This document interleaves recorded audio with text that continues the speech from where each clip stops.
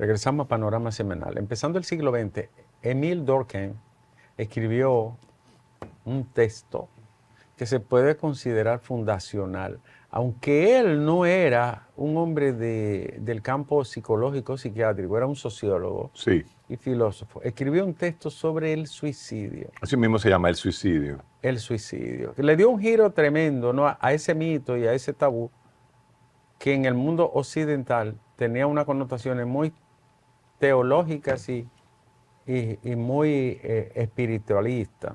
Héctor, nosotros planteábamos en el segmento pasado, cuando una persona decide hasta aquí, eso tiene un enfoque biológico, psicológico y sociocultural. ¿Qué es lo que pasa?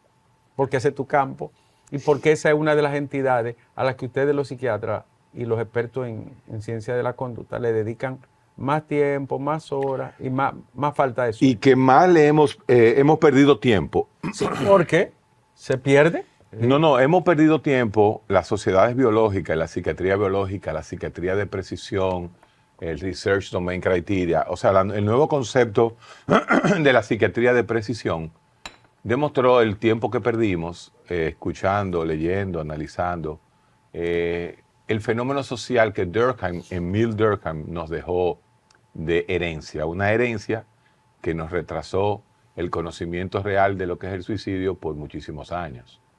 Mira, el libro de Durkheim se llama así mismo El suicidio y es uno de los pocos libros obligatorios en las residencias de psiquiatría, por lo menos en la que nosotros estudiamos.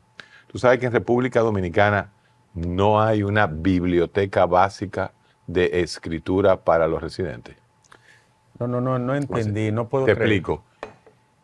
En la residencia de psiquiatría de República Dominicana no existe una obligatoriedad de 50 libros que usted tiene que leerse durante tus 4 años de entrenamiento. Por ejemplo, el suicidio de Durkheim. Por ejemplo, es que Crimen y castigo. en toda Elogio a la locura. Todos esos temas. en toda disciplina del conocimiento, una vez se empieza a explorar, ¿no?, cualquier que sea la disciplina, tiene una bibliografía básica. Ujú. O sea, tiene una plantilla bibliográfica que son claves, así como un cristiano debe conocer el Nuevo Testamento. No conocen a Foucault. Entonces, yo hice la entrevista y de 20 médicos, uno conocía a Foucault. pero es una debilidad sistémica. Una debilidad sistémica, No es ni claro. siquiera profesional. No, y no es dominicana nada más. No es dominicana. Es latinoamericana. ¿Cuáles son los libros básicos que debe conocerse en la residencia de psiquiatría obligatoriamente?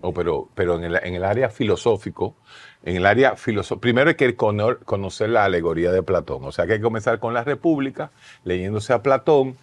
No que tú agarres en la residencia y te leas la República completa de los diálogos de Platón. ¿Qué son los diálogos de Platón? Simplemente él recoge lo que aparentemente un ser humano de nombre Sócrates escribió. Entonces, la alegoría de Platón es la base del contenido del pensamiento. O sea, el concepto en el mini-mental status del contenido del pensamiento se hace a través de la famosa alegoría de Platón. Y por ahí partimos.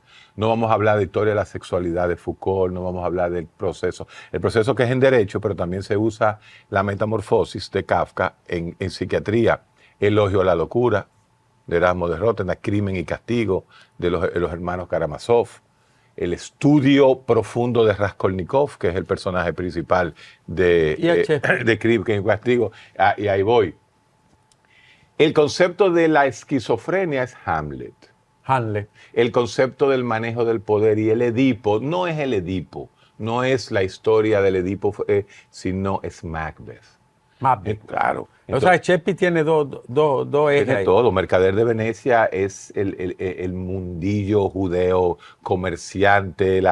O sea, leer a Shakespeare, las tragedias de Shakespeare, son parte básica de la formación holística de un psiquiatra. Pero no solo de un psiquiatra, porque eso forma parte también de la formación para la política, para la filosofía. Bueno, que hay libros estándares. Libros estándares. El Principito y Thomas Mann entra con usted. Muerte en Venecia. Muerte en Venecia. Más que Muerte en Venecia, La montaña mágica. La montaña. Tú sabes que La montaña mágica se divide en 3 grandes tomos. Sí. La montaña mágica comienza siendo comunista y termina siendo casi neonazi. Sí. Y Muerte en Venecia es el recrudecimiento de las emociones homosexuales. Homosexuales. Bueno, yo el primer libro desmitificador. Es un gran libro desmitificador de un hombre que se identifica con un joven, es una efebofilia lo que sucede ahí. ¿Y el jugador? El jugador de Dostoyevsky es parte también de lo que son las adicciones. Dostoyevsky, De las poderosas igual que el oso, es una de las figuras. Para que Dostoyevsky recuérdate, Dostoyevsky era epiléptico y depresivo. Sí. Era un depresivo. Su vida fue muy, muy depresiva. Y es una lectura. Dostoyevsky y Kafka.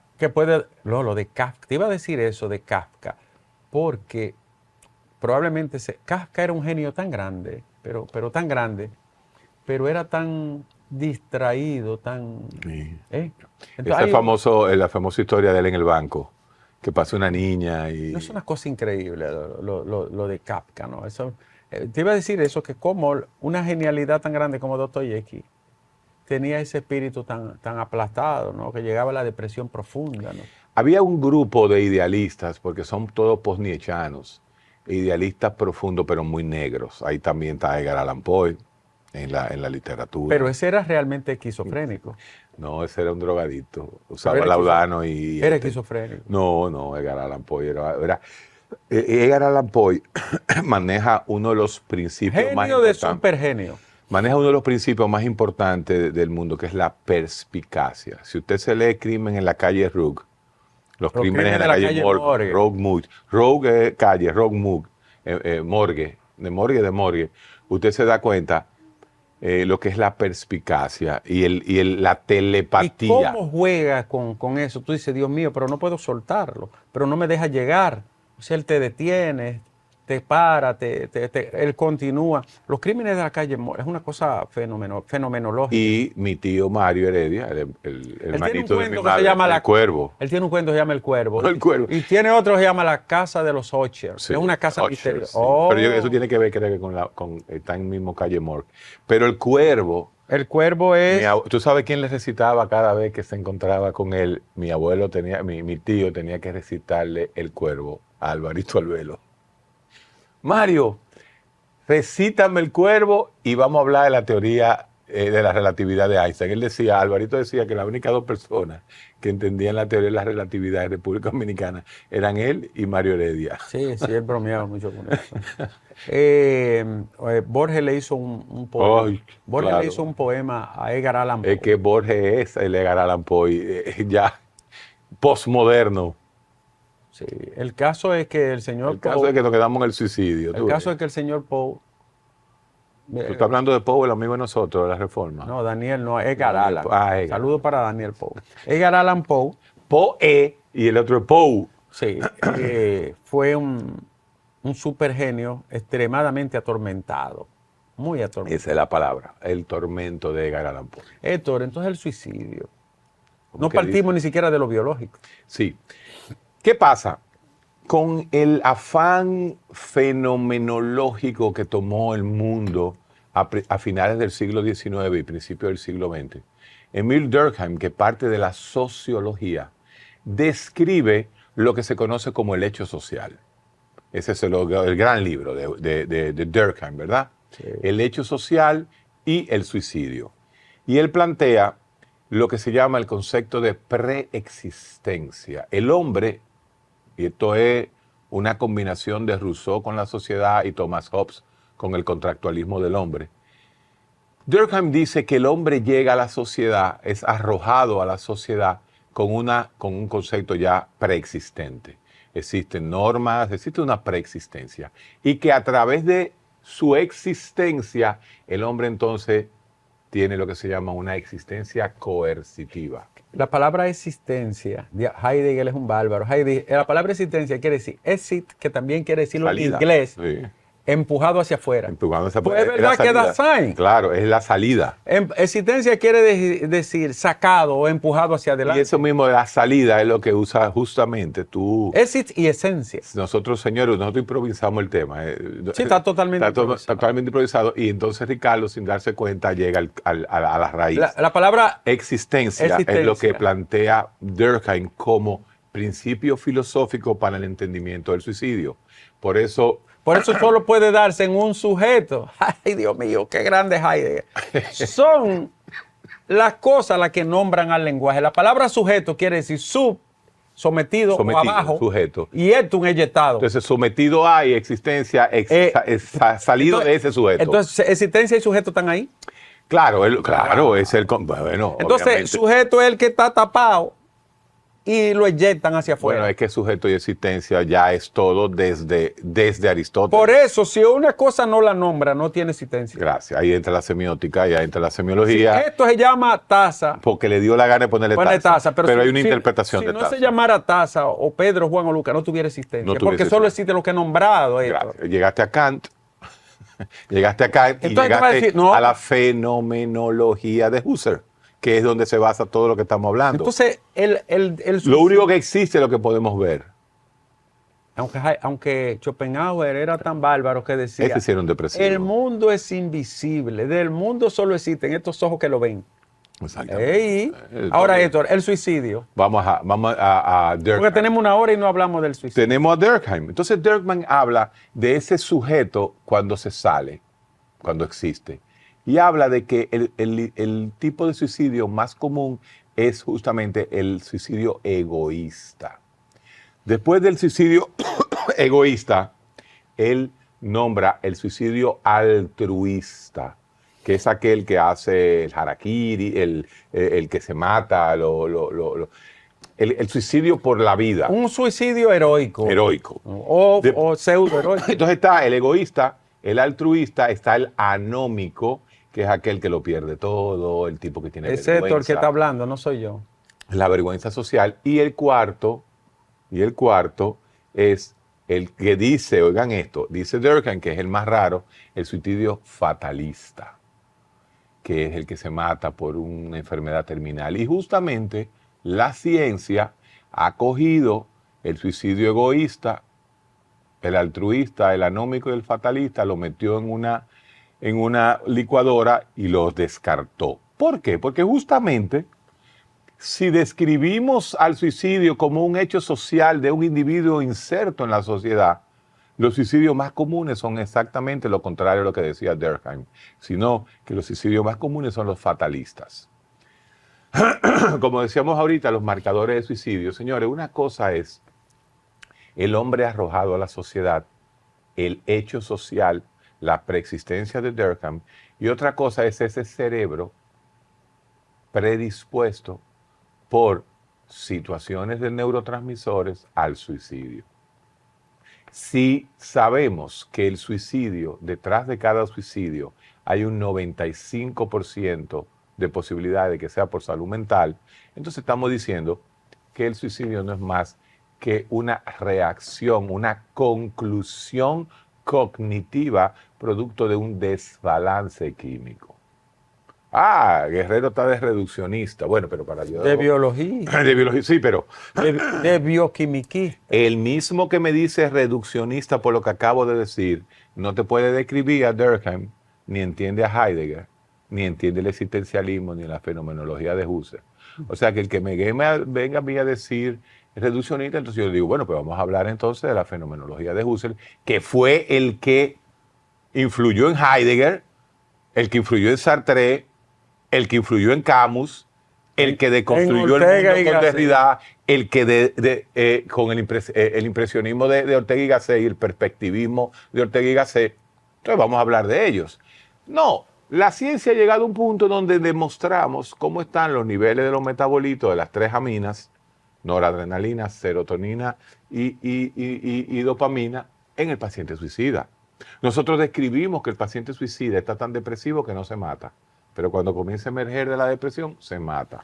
Lo que tú estás diciendo es que existe una biología detrás de cada persona que se suicida. Es decir, tú no puedes separar el factor biológico del hecho social. Del hecho social, porque nosotros los seres humanos también somos epigenéticos, es decir, que recibimos influencias e impactos que transforman y trastornan nuestra vida, tanto de afuera como de adentro. Sí. Es decir, en el mundo en que nos rodean, como dice Heidegger, en el Umbait, hay un mundo que nos rodea, Sí.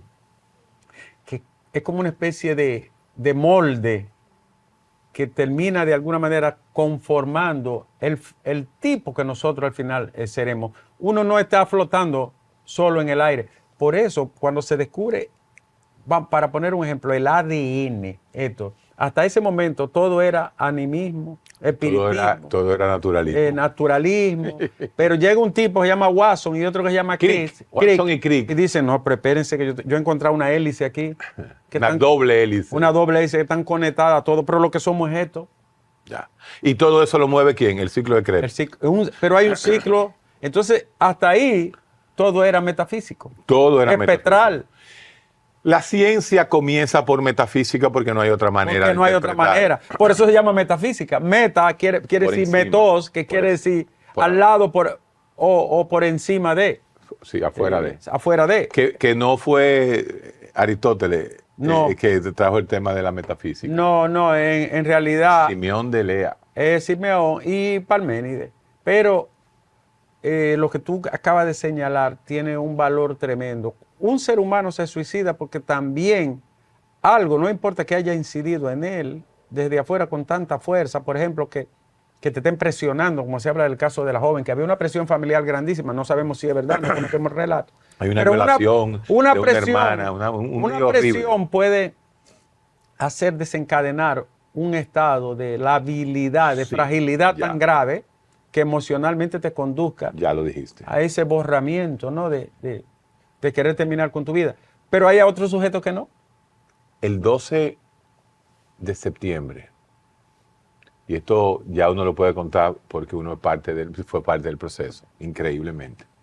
El 12 de septiembre del año 2001, 24 horas después de las Torres Gemelas, fuimos convocados todos los psiquiatras del área de Nueva Inglaterra. O sea, todos los psiquiatras que estudiábamos en Boston, en Connecticut, en New York City, en New Jersey. Fuimos convocados, ¿no? Porque había que hacer un task force y de ahí fue que se armó lo que se llama Disaster Psychiatry Outreach, que es todo un proyecto que existe en los Estados Unidos. Nosotros fuimos participantes de la primera. Nosotros fuimos los primeros formados en lo que se llama Disaster Psychiatry Outreach. Y fue el mismo elemento que aconteció, ¿no? Ahí es que va, eso es lo que iba a explicar, la epigenética. Donde los psiquiatras pretendían decir que lo que venía de enfermedad mental luego de las Torres Gemelas iba a ser una epidemia. Después de esta pausa, vamos a tocar el tema de la epidemia para que se entienda.